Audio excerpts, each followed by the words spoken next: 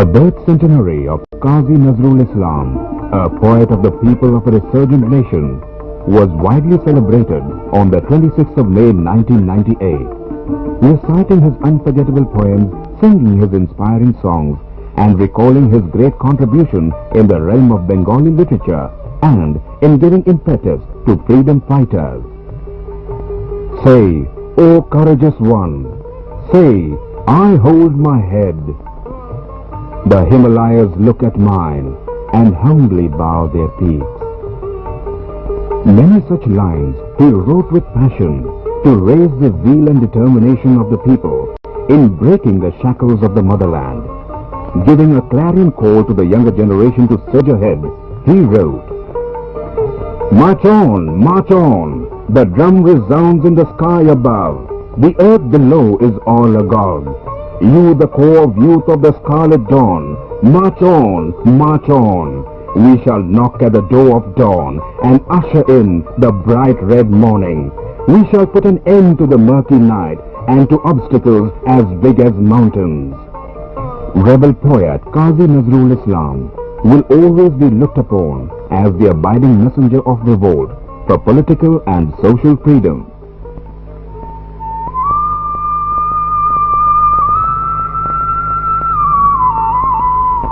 Purulia village in Burdwan district of West Bengal. Here, Nazrul Islam was born on the 24th of May 1899. He was the second of three sons and one daughter of Qazi Fakir Ahmad and Zabeda Khatun. After preliminary learning, Nazrul joined the Sirsur Raj High School, where he was granted free studentship and free lodging by the local landlord. As a brilliant student, he got double promotion from class 8 to class 10.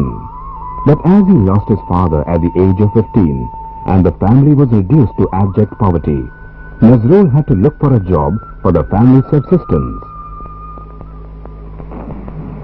He left school and joined the 49th Bengali Regiment with a patriotic motive that military training would someday come useful in the fight for the country's liberation. That was 1914, and the world was plunged into war.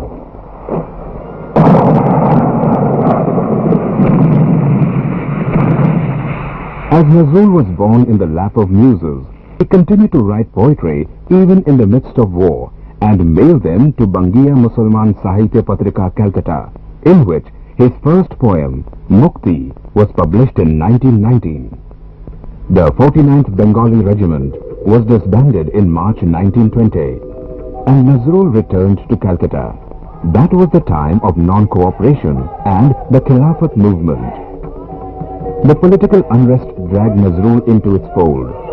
He came very close to veteran communist leader Muzaffar Ahmad, on whose advice Nazrul decided to stay in Calcutta and to pursue his literary career. Thus began the most fruitful chapter of Qazi Nazrul Islam at the age of 21. Poems, songs, ballads, stories, novels and essays started pouring from his powerful pen in quick succession.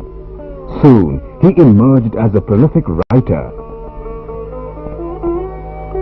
Nazrul also associated himself in political journalism. He started editing A.K. Fazlul Huq's Navajug, planned and published Dhumketu, and wrote many inspiring articles in Langol and Gonabani and Kallol, a magazine of the avant-garde writers of those days. In each of his articles, Nazrul aspired to inflame the popular passion with grim seriousness. In 1923, he was arrested for writing a provocative poem, Anandamoyir Agumane, a direct attack on the British rule. He was sentenced to 1 year's imprisonment and locked up in Hooghly jail. Tagore sent a telegram, "Give up the hunger strike. Our literature claims you." Tremendous public pressure compelled him to break his fast of 39 days. The propagator of communal harmony, Nazrul himself married a Hindu woman, Pramila Sengupta, on the 24th of April 1924. They had three sons, Bulbul, Shoboshachi and Aniruddha. Unfortunately, Bulbul died at an early age. Durgamgiri কান্তার মরু দুস্তর পারাবার লঙ্ঘিতে হবে রাত্রি নিশীথে যাত্রীরা হুঁশিয়ার, দুলিতেছে তরি ফুলিতেছে জল, ভুলিতেছে মাঝি পথ, ছেড়ে আছে পাল কে ধরিবে হাল। As at heart he was secular, so Nazrul could write with the same passion about Goddess Kali and Islam. In his famous song Kandari Hushyar, he wrote, "Does it matter if the dying be Hindus or Muslims? Oh brother, I only know they are equally victorious sons of one same glorious mother." জিজ্ঞাসে কোনজন কান্ডারি, বলো ডুবিছে মানুষ সন্তান মোর মার। He composed more than 3,000 songs, introduced several new programs for radio, and also composed music for plays and films. Nazrul's songs, like his poems, equally moved the intellectuals and the common man, so he can truly be called the people's poet. In 1939, his devoted wife was stricken with paralysis from the waist downward. That was a great shock to him. When Nazrul had to keep watch on her daily needs, he also fell seriously ill in July 1942.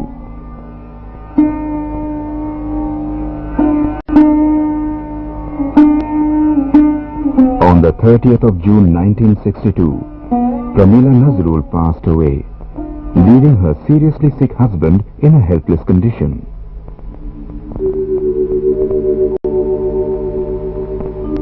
ফুলেরো জলসায় নীরব কেন কবি, ভোরেরো হাওয়ায় কান্না পাওয়ায়, ভোরেরো হাওয়ায়। This is the house in Calcutta where Qazi Nazrul Islam spent his last days, without writing any creative line and speaking any word for many years.